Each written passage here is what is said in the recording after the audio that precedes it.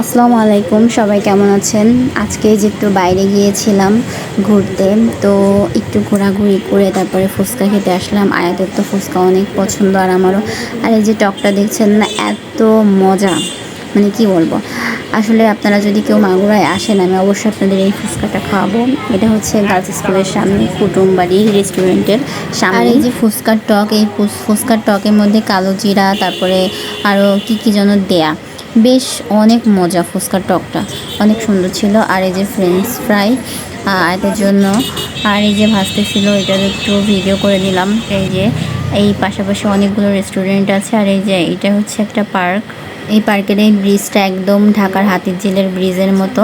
বিকালবেলা আসলে খুব সুন্দর দেখা যেত। আমাদের আসতে আসতে আসলে লেট হয়ে গেছে, আর এই সময় তো মানুষও ছিল না, আমরা বেশিক্ষণ থাকিনি, জাস্ট একটু। আর যারা মাগুরায় থাকেন তারা তো অবশ্যই জানেন, এগুলো চিনেন সব জায়গায়, তো তাদেরকে বলা লাগবে না। যারা মাগুরার বাইরে তাদের জন্য এটা বললাম আর কি। তো সবাই ভালো থাকবেন, আল্লাহ হাফেজ।